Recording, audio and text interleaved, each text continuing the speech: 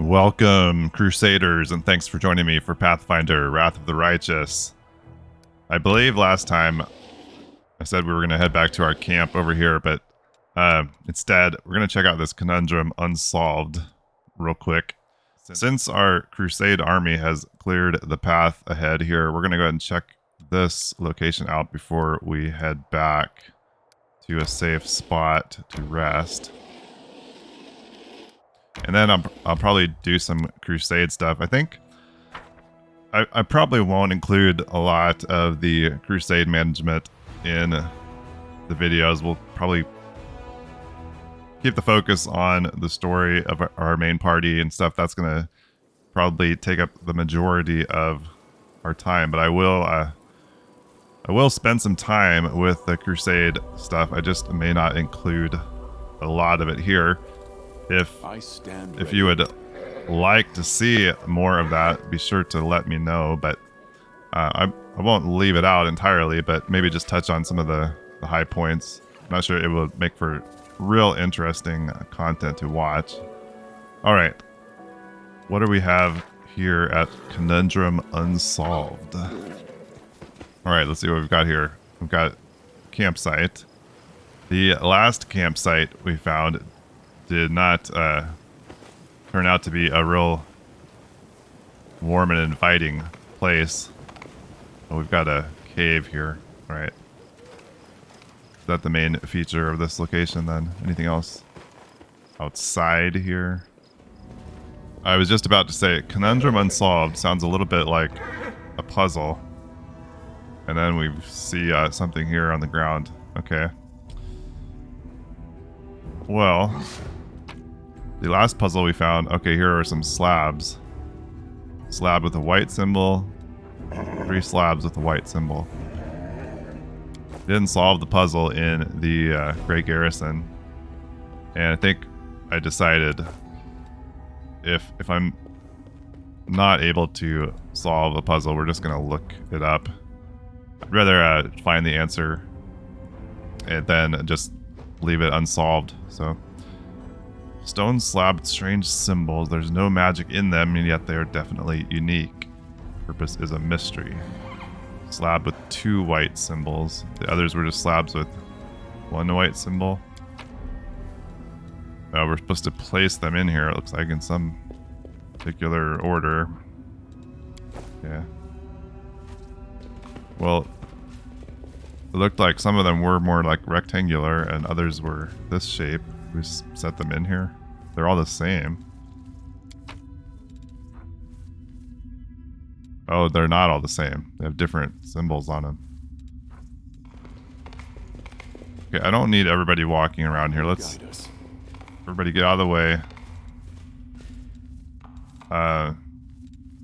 Woljif, go do this.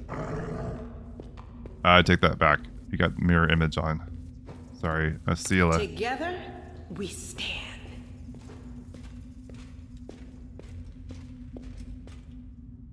So we put that one in there, and we don't have an option to remove it, so we just need to fill these up. Only have one choice on those. And these. Oh, we can rotate them in here. Oh, so we might not have them in the right place to begin with, or in the right position within. Wow. It didn't give us, like, we have no option to change these ones out here. So I wonder if we need to match up, like, is there a symbol that matches? Those symbols match. This one match? Is there one that matches this? That one. Okay, let's take that one. Oh, except that has to be...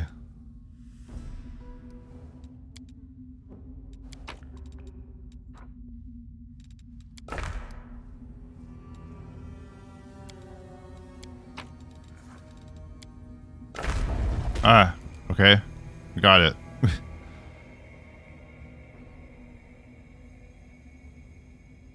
So basically, we just had to find the piece that had one of these from on the top and on this side over here to line up, and then the rest just around in order. So okay. Oh, these puzzles, yeah, gonna be probably more frustrating than they need to be. Ancient Ghost. It was easy, wasn't it? Simple puzzle, simple solution. But it was just the beginning. Its purpose was to awaken curiosity. A translucent figure appears out of thin air, clad in a loose-fitting robe. Its face is hidden behind a simple, unadorned mask. Mortals are not meant to unveil the secrets of the universe and grasp the meaning of creation, but is this really so? The secrets of the universe will only be revealed to the most worthy of mortals. Prove yourself and be the first, for whom all the secrets of the world are revealed. The heart of mystery is located west of here. Solve the puzzle and you will comprehend the forbidden knowledge. A map of an area that looks vaguely like the world wound appears in the figure's hands. A single dot shines brightly on the map. Who are you? Oh, this is like a whole quest thing. Secrets of creation. Mystery beckons. Who are you? Simple puzzle, simple solution. The heart of mystery is located west of here. Okay, what are you? Oh. And he's gone? Okay. Did that oh, this opened up. Alright. Yeah, so this piece matches this one, and this piece matches this one, and then the rest of them just around like dominoes. Okay. Ooh. Spent more time on that than would have liked. Elven notes. Something for storyteller. Oh, barding. Nice. Some diamond dust. We haven't seen any barding yet.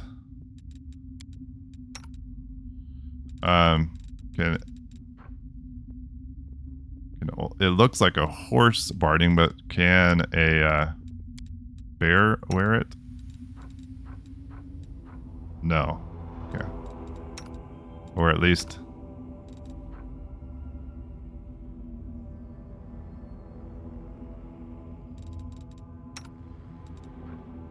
Oh, Saxon can't either because it's medium. Neither of them has medium barding proficiency or whatever yet. Okay. What was... I saw it. This cape. We got a couple of capes in here I hadn't seen before. Where'd we pick those up? Oh, from the Nightingale Grove. Alright.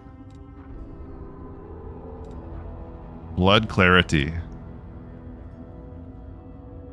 Whenever the wearer of this Cloak of Resistance +2 lands a killing blow, they gain immunity to mind-affecting conditions for 3 rounds. And just a Cloak of Resistance +1.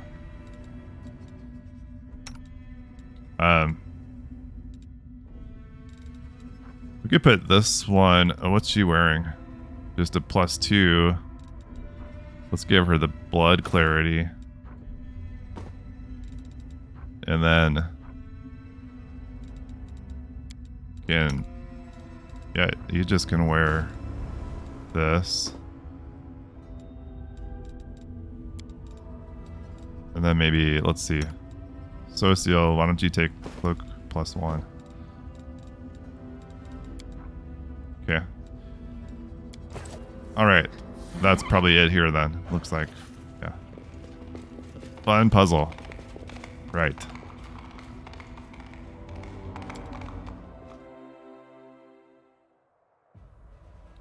So that said it revealed something to the west. Oh, here. Heart of Mystery.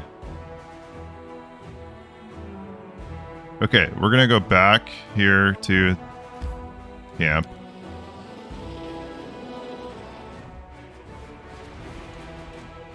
Okay, we're back at camp. Anivia is in here in our tent. I don't think we've spoken to her for a while, not since we've left Canabras. Anivia sweeps an inquisitive glance over you. So tell me straight, how'd that brawl at the Grey Garrison end? I heard the rumors, of course. That's kind of my job, you know, to listen.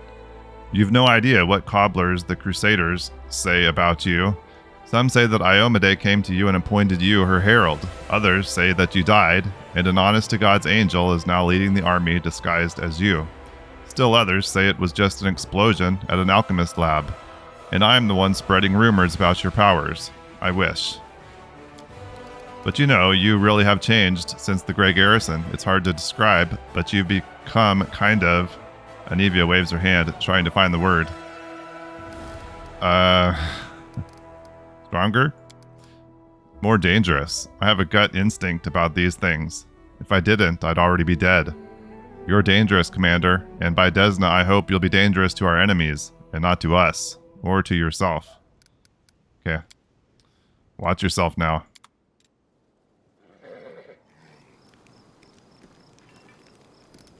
Alright, let's check in with Wilser about things in camp. Iomade be praised. Everything's fine. We're well supplied, nobody's going hungry. And the sick, well, you can't run a military campaign without somebody getting sick, but they aren't taking up any more beds than usual, except... The quartermaster looks at the mound of equipment, bearing the signs of recent tinkering. We're having a little problem with the soldiers' gear. The army has a standard that dictates who gets what. Except this standard is only good for fighting around Canabras. Needless to say, the conditions inside the Whirlwind are completely different.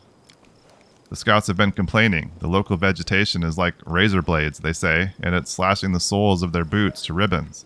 Their cloaks might protect them from the cold, but they're useless against acid snow or caustic mist. The scouts are missing plenty of vital gear. A coil of rope is a simple thing, but there's not even enough to go around. Can you imagine? How are they supposed to scale mountains with no rope? So I've been thinking, what if we issue them different equipment? The scouts, at least.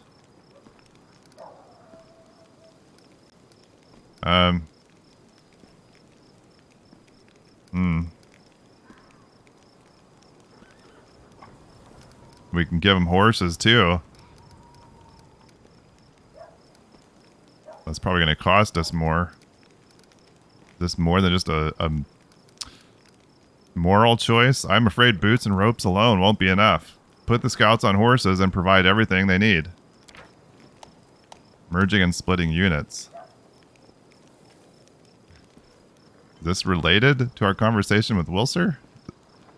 I think we figured out how to merge those already. I think that was just a weird random tutorial message in the middle of this. Now that you mention it, the horses are faster and can carry plenty. I'll see to it, Commander. I'll immediately write to Canabras and ask for experienced mounted scouts. We're getting ourselves a cavalry. Show me what you have. We've got a bunch of stuff to sell here.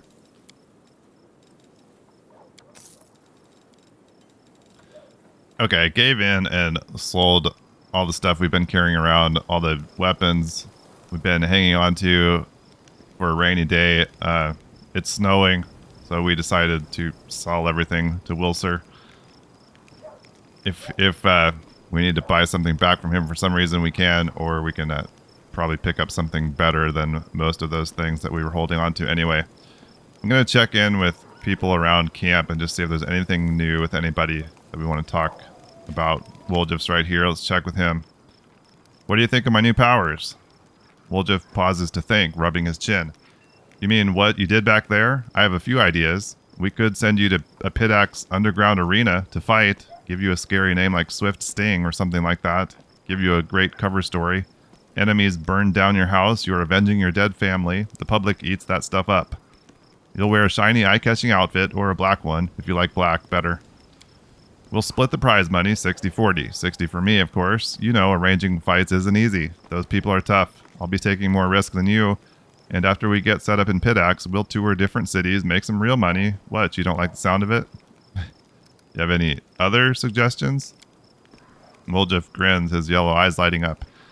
I got one more. Have you heard of Razmaran? It's some land in the River Kingdoms ruled by a King Razmir. A friend of mine used to live in Razmaran. He got out of there as fast as he could. long story short, this King Razmir of theirs is a god. He keeps his people under his heel. They're all terrified of what he might do. He sits on his throne wearing some white mask, giving power to anyone. Come and take power from me, he says, so long as you believe in me. Woljif quickly checks that no one is eavesdropping. But that friend of mine, the one who fled, has a half-sister on his old man's side who's a cook in the castle, and a washerwoman who the cook plays cards with in the evenings told her a juicy rumor. Word is, Razmir isn't a real god at all and he's got no powers. So, here's my point. You do have powers, pretty scary ones too.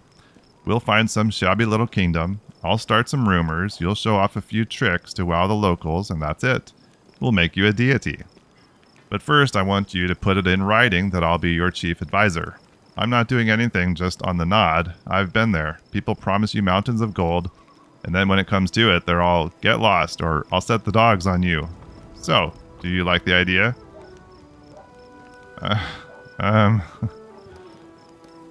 Well, Woljif...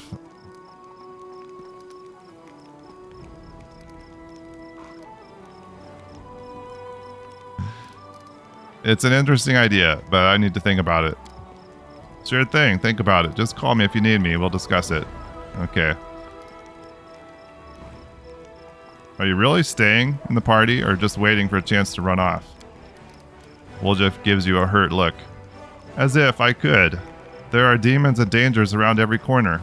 The tiefling stops short. Don't worry, Chief. I'll work off my debt, honestly. I won't stab you in the back or go on the run with your money. And if you buy my wares, I won't have to leave at all. That's right, he sells stuff. I forgot about that. Yeah, let's see what you've got now.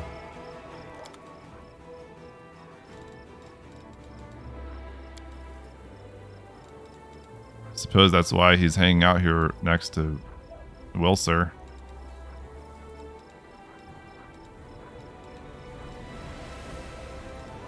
I don't like how that... our let's unselect Zeke, maybe? That doesn't cover up.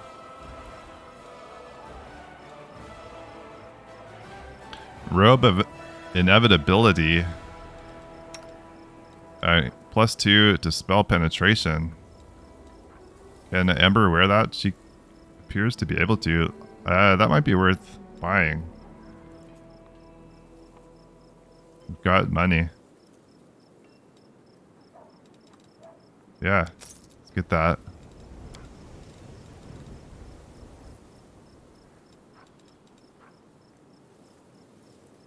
Bracers. See,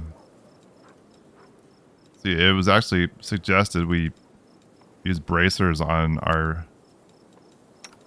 pets as opposed to barding, and just stick with the dex bonus for AC.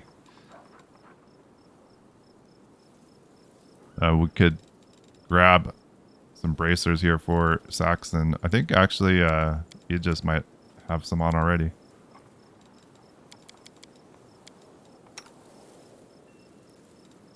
No, he's got the paws. That's right. Let's grab those.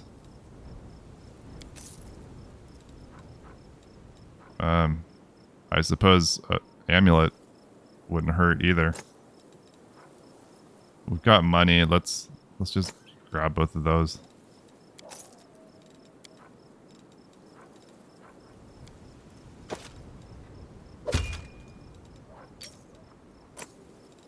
There, those two things get his AC up a little bit.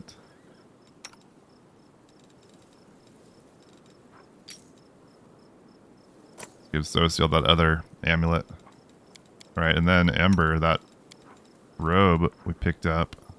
Looks pretty cool. There you go. Okay. Set to go. We are developing quite the stash here of scrolls. You know, I ought to be... Okay, let's... Woljif. Any of these that you should be learning here?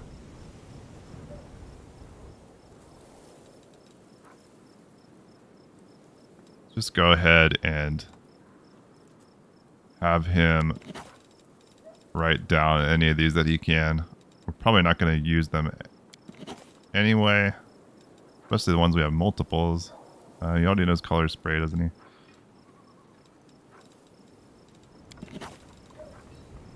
Ooh, stone skin. That would be a good one for him to have. I feel like at least for the time being, Woljif's going to be pretty regular in our party, so... There, we just cleared out some of our inventory and also gave him a boost, so... Yeah, those all show up in here now. I think we're probably good with what we've got here, but... Can't learn any 3rd or 4th level spells yet. Okay. Alright, let's just head around here. Horgus, let's check in with you. Horgus, Worm has been expecting you. Thumbs stuck in his belt. There you are. I've been waiting. As you see, I too have joined the crusade. I don't know how to swing the sword, but war is costly, and I have money. Besides, my intellect and business sense may prove useful, even on the battlefield. Besides, I believe... Horgus shifts awkwardly from foot to foot. I believe I owe you an apology. The way I behaved was rude, ill-mannered. You are an honest and honorable person. You have clawed your way up from the bottom of society to the title of Knight Commander. And you are friends with Queen Galfrey herself. Such persistence deserves respect.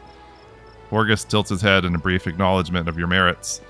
Please allow me to give you this magic amulet from my humble personal treasury to mark our future cooperation. The Amulet of Blackened Mirror. Aren't you afraid I'll reveal your secret to everyone? Are you threatening me? I've invested a lot of money in your crusade, and I will invest even more. And yet you think to humiliate me in front of everyone? And we weren't threatening you, we were just asking. That's not going to work. If a scandal breaks out, it will be your word against mine. And I've been known as Horgus Worm for several decades. I own a vast estate outside Canabras and a share of the local quarry. I will defend my good name to the end. Your claims will seem like vile slander. I'll see to that. Horgus's face becomes blotchy, and his eyes nearly pop out of their sockets. Calm down, man. He calms himself with visible effort. However, I do hope it won't come to any of that. We're all here for a common cause. Victory over the demons, and I intend to see this business through. Alright. Short fuse there, buddy. What can you tell me about Count Dayron or Ende? The nobles of Canabras should be acquainted with each other, shouldn't they? He is a brilliant young man with a brilliant pedigree. And that story of his, the nobility is the glue that keeps our society together. I suppose that is why demons so often choose their estates as primary targets. Who would notice the demons' bloody massacres if they only slaughtered poor country folk?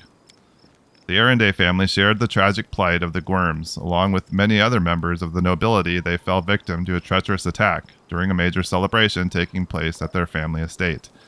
I hadn't received an invitation and was slightly insulted by the snub, but it turned out to be a blessing in disguise. The gods saved me from a terrible fate.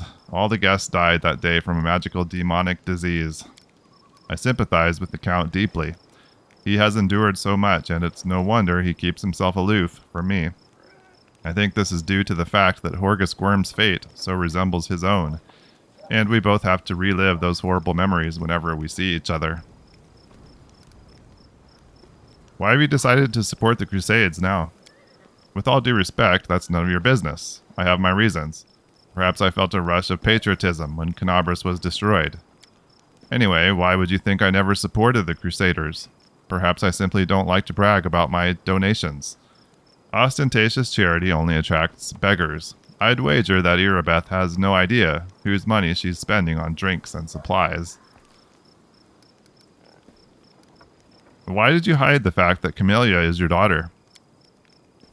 Didn't I tell you at this mansion? Didn't I tell you this at the mansion? Well, yeah, you did. It's because her mother, Iris, was a lowly half-elf who looked after my garden. I always wanted to join the Gwyrm name with another noble family. The Gwyrm legacy must not be mixed with common blood and vanish into obscurity. Iris didn't mind, and we managed to hide our relationship. When Camelia was born, I did not claim her as my own. To all of Mendev, Camelia is the daughter of a lowly servant who died over a decade ago.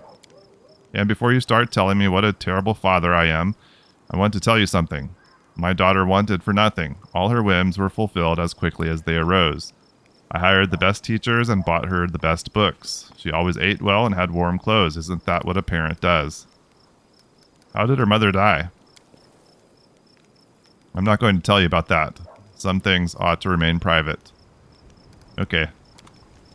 That's enough for now. Camelia is right over here. Let's check in with her. So, you're Horgus' daughter. You've discovered my most terrible secret. Father cares so much about the Gwyrm name that he raised me in our mansion, hiding me away from the whole world. I'll always be grateful to my father for everything he's done for me, even if Mendev's society disapproves of some of his decisions. Would it be insolent of me to beg for your discretion regarding what you know about us? Camelia's words are polite, but her tone grows cold and sharp. Let us keep this as our little secret. I assure you, my father and I appreciate loyalty and decency. For both myself and my father, I thank you for your understanding. Yeah. Found a number of interesting implements and accessories in the Gwyrm mansion. How kind of you to share that you've gone through the Gwyrm's dirty laundry and drawn some bizarre conclusions. If you value my company, please refrain from making such insinuations in the future. What are we supposed to insinuate when we find a room full of torture devices? What do you think of the powers you received from me? Camelia shrugs nonchalantly. People of noble descent grow accustomed to ample opportunity. The powers I received from you are useful, but I see no point in treating them with excessive piety. Okay, we'll talk again later.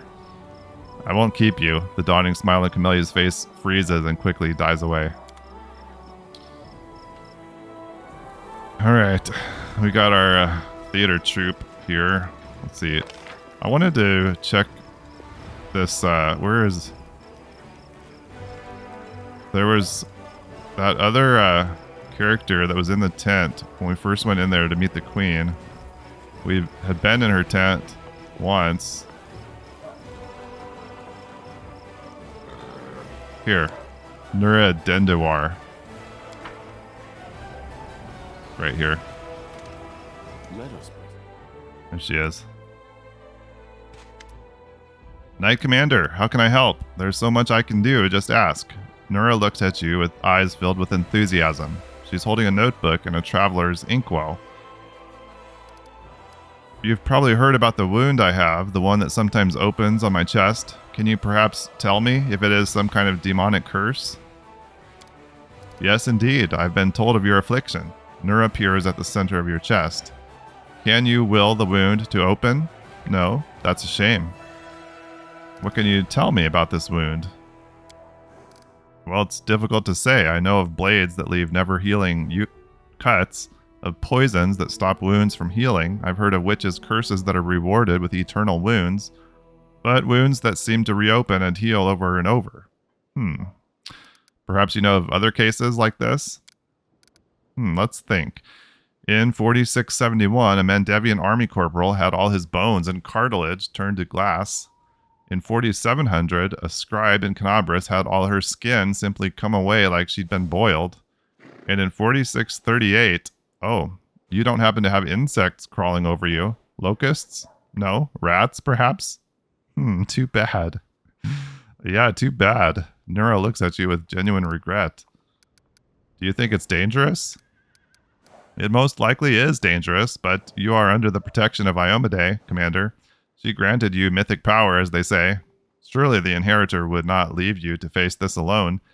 Have you perhaps noticed that the wound opens at moments when you waver in your faith? Perhaps it is triggered by doubt. Frowning, Nura looks at you with sincere concern. Thank you for your answers. I'm sorry I couldn't tell you anything useful. I will be sure to study this matter and consult a few of my encyclopedias. So tell me about yourself. Are you a resident historian? Oh my, I could tell you so many amazing things, and you choose the most boring one of all. But all right, about myself then. Where are you from? Isgur, a small piece of land that proudly calls itself a country, though it hasn't been independent for a single day in all the centuries it's existed. They have a lot of national pride, but all of it is borrowed, always looking to the great day when they can at last be free from the rule of Cheliax. The Isgari love talking politics. If two of them start bargaining over beets at the market, you can be sure that they'll end up arguing about whether an independent Isgar will be a monarchy or a republic. I've always found it funny to listen to, and a little disgusting. You see, there are a lot of us halflings in the country, but very few are citizens. Most are slaves. I was lucky. I've always been clever ever since I was little, so they sent me to school instead of making me do the grunt work. They taught me to count and write, and I was sold as a secretary to Lord Axelar Tresbot. He's the one I left Isgar with, never to return, I hope. How did you come to serve Queen Galfrey? I was a slave of Lord Axelar Tresbot in Isgar, my homeland. Oh, what a man he was. He towered over his fellows like a rock over a garbage heap. A true hero. He bought me as a simple secretary, but he made me learn the history of the world wound, all of it, one volume after another. He hired tutors for me, even sent me to meet prominent historians. He didn't want a simple slave, but a slave with an impeccable education. Lord Tresbot was going on a crusade. He firmly believed that the servants of the good gods were weak, and only a follower of Asmodeus could stand against the demon invasion. He took me along as a secretary, a historian, and most importantly, he entrusted me with recording his glorious story for future generations. In his crusade, Lord Tresbot performed many brave feats, but even he could not stand against the world wound alone.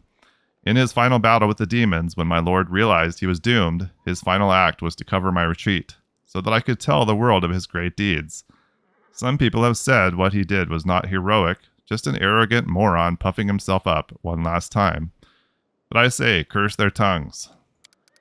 My difficult journey ended in Mendev, where I found my freedom. There I published Lord Tresbot's biography, and I don't want to boast, but who am I kidding? Of course I do. The book sold in great numbers and made me rather famous for a time. That's what brought me to the Queen's attention. She invited me to her court. After all, she was curious about my deceased lord, and she was in great need of an expert on the history of the world wound. I hope you'll find me useful as well. So you're not just a historian, but a writer, too? Will you write a book about my crusade? Why not?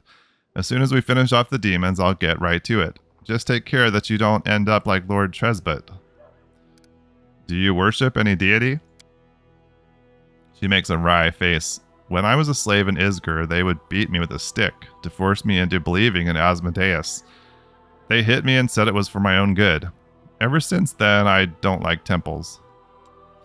I realize there are different gods like Desna or Caden who teach goodness and freedom, but it's just, as soon as I smell frankincense, I see the slave driver's stick. Maybe one day I'll be able to turn to a deity without cringing from a blow for not being reverent enough.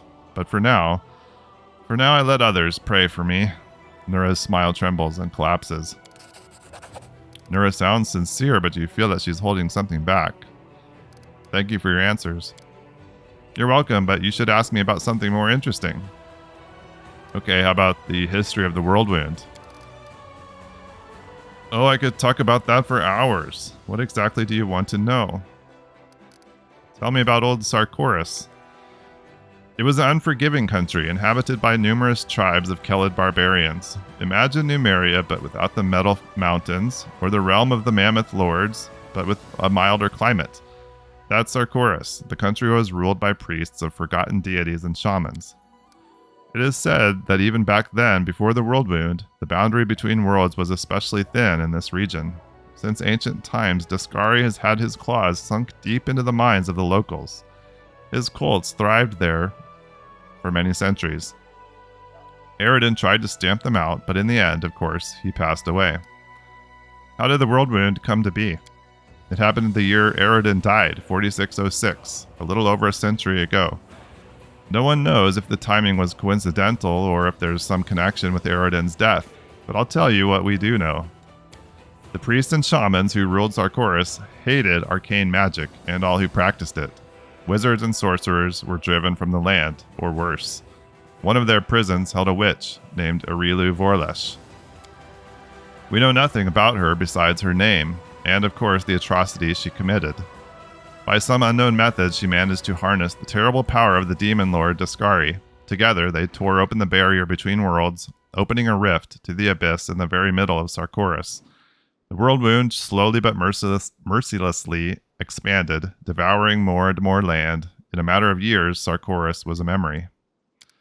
After a moment of silence, Nura adds softly, "Sometimes I think, what did they do to Arilu in that prison? Just imagine, she was ready to give herself to the abyss.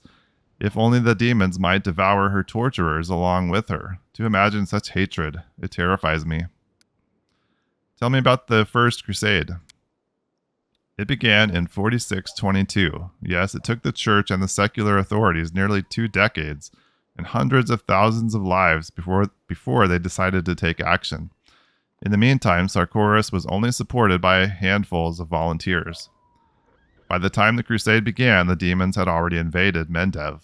The crusaders pushed them back in what must have seemed a total triumph at the time, the forces of good easily crushing the demons on all fronts. They erected Dresden on the lands they conquered, an indestructible fortress and the capital of the Crusader movement.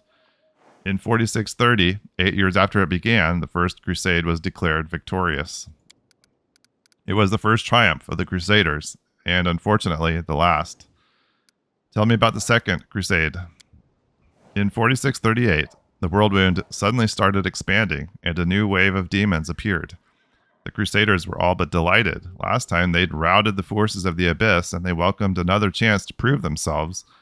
But this time, everything was different. Instead of scattered gangs, they faced a large and organized army. Dresden was besieged, and the Crusaders lost all the lands they'd won back before.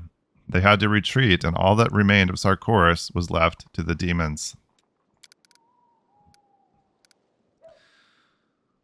But while the monsters were devouring the unprotected lands, the Crusaders erected a chain of ward stones along the border with the Worldwound. We have Iomade and her herald to thank for their help. It was the Second Crusade's only victory, but it halted the wound's growth. The catastrophe had become a stalemate at the cost of tremendous sacrifice. Tell me about the Third Crusade. About 50 years after the opening of the Worldwound, Descari found an ally. Baphomet entered the war, a cunning, insidious demon lord who prefers deception to open conquest. He sets his enemies against each other and lures the virtuous onto the path of wickedness. Traitors appeared among the Crusaders, secret agents of his cult. For a time, no one suspected a thing, even as they watched helplessly as the Crusader movement fell to ruin. Where once valor proudly stood, now greed and dumb cruelty reigned, and outrage was drowned in apathy. In 4665, the church announced a new crusade, hoping to boost morale. They didn't succeed, to put it mildly. Some fought the demons in earnest, and for a time they even dared hope to retake Dresden. But the Third Crusade would be remembered as a witch hunt. In every sense, inquisitors hoped to purge any cultists from the ranks of fighters, but instead they got a barrage of denunciations, widespread suspicion, and innocent victims. It sometimes happened that two orders would denounce each other as traitors and wipe each other out, much to the demons' delight. Just 3 years later, in 4668, the church put the disgrace to an end. Of all the crusades, that one was the least glorious. And the Fourth Crusade. Of course, the demons had no intention of sitting quietly caged behind the wardstones. They kept attacking Canabris, trying to reach the stone and destroy it, or just scratch its surface, or if even that wasn't possible, befoul it. The Crusaders drove the demons away from the city again and again. The Fourth Crusade would last for 15 years, an exhausting study in positional warfare. The demons attacked and they were pushed back. The Crusaders went on the offensive but were forced to retreat. And all the while, the losses were tremendous. The Fourth Crusade's only achievement was that they didn't let a single wardstone fall. They didn't retake a sliver of land, to say nothing of Dresden. So many lives just to maintain the stalemate. You can imagine how that affected morale. Thank you. My pleasure. You just have to remember to stop me or I'll go on about it forever. Okay. Okay, that's Nura. Let's see, this mysterious elf is still hanging around. Anything to say to us? What the hell do you want from me? Here they go again. Okay. Lon, let's check in with him. What do you think of what happened in the Great Garrison? Did you feel a change in yourself? It's hard not to notice when the demons start running away from you like a flock of frightened bats. Powers granted by Iomade to defeat demons. Lon raises his hand above his head and pensively scratches behind his single horn. Since I was a kid, I've taken whatever I've been given and used it as best I can. Anything goes when you're trying to survive. It doesn't matter where your blessings come from. We can think about that when we're old, if we live that long. But you know, this time even I'm not so sure. A divine power that just appears out of nowhere. Sooner or later, we'll have to pay for it. I'd like to know what the price will be. Let's see. We have not talked to Nenio for a while. She's right down here.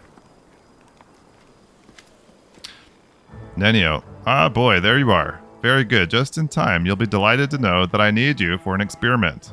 Uh-oh. So, the Grey Garrison stands roofless. Demons are running for the hills with their tails between their legs. Mendev's queen, what's her name? It's on the tip of my... Ah, yes, Galfrey. Is scurrying to and fro, and all this is somehow connected to you, my loyal follower. Thus far, there is no scientific evidence of your exceptionality, if one discounts blind faith in divine intervention, which I do. We, people of science, refuse to believe in the inexplicable without any proof. We are the ones who explain the inexplicable. Nenio punctuates her statement with an energetic sweep of her arm. And therefore, open your mouth and say ah for me. Open your mouth. Ah. Nenio peers into your mouth with a practiced eye. Alright, your throat's fine. Tongue looks perfectly normal. Your breath. She sniffs. The smell is in line with the regular functioning of the digestive system. Now for your teeth. She sticks one hand in your mouth and probes each of your teeth in turn with the skill of a seasoned dentist. No detectable alterations. By the way, did you know that many individuals, while being wholly civilized, representatives of their races still have an amazingly powerful bite? As if suddenly recalling something, Nenio promptly pulls her hand out of your mouth. Are you really trying to find a correlation between fang length and civility? Nenio seems slightly embarrassed. For the good of science, I look for correlations everywhere and in everything. How can you prove there's no correlation if you don't bother to look for one? Well, if someone gets on my nerves, I can bite hard enough, too. Can you? We definitely must test that someday. But not today. Now we are conducting an experiment of a different kind. Moving on. Alright, what do we do next? What do we have next? Ears. Let's check your hearing. Testing! Nenio yells right in your ear and nods in satisfaction as she observes your reaction. Your hearing is fine. Was fine. But don't worry, it's scientifically proven that it should return to normal soon. Next, Nenio circles you. Eyes are clear, posture is satisfactory, limb length is standard. No lice. She stops, rubs her chin in contemplation, and, in a slightly dejected tone, says, Boy, you are the picture of health. It's a pity, I was expecting to find some anomaly. Well, now let's assess your mental state. Imagine a hypothetical situation. You are a tree. 2 squirrels have found their way into your hollow and are now copulating there. What do you do?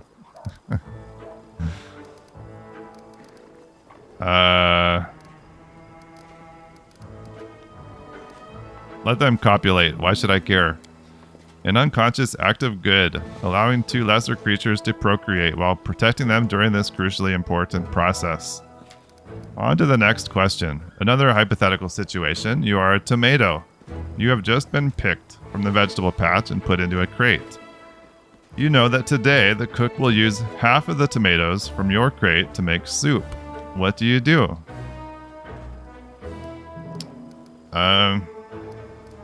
Well, you know, if I'm going to be eaten, then there's not much I can do. That's the fate of a tomato. An unconscious act of submitting to the unspoken rules and laws underpinning the functioning of the universe. Yes, it is all quite clear to me. Angelic self-sacrifice in the face of certain death, and angelic concern for lesser creatures. You certainly have something of an angel in you. On that note, I deem this experiment complete. Thank you for your participation. Nenio looks at you pensively and then gestures at you with a wide sweep of her arm. And yet, you remain a puzzle to me. I love puzzles. One of these days, I will solve you completely. Unless I forget. Now I have time to answer your questions. Come on, ask away. Her new task. Clarification. That's right. I think we have somewhere she wants us to visit. Doesn't she? I forget. Yeah, we've already asked her. The ruins we're supposed to take her to. That's right. Okay. All right. Well, I think maybe that's enough here for now. That's right. We need to talk to Seelah since we investigated or went to look for the ring, and her friend group kind of got torn apart. Let's go find her. Where is she? Up here. Seelah looks sad and pensive. It's good to see you. Get this. Jana, the one who ran away when we were attacked by demons, never went back to her unit. She was seen running toward Numeria. Looks like she deserted. Anyway, that's not what I wanted to talk about, or not the only thing. Since our raid on the Houndheart's camp, I had this sinking feeling that I made a mistake.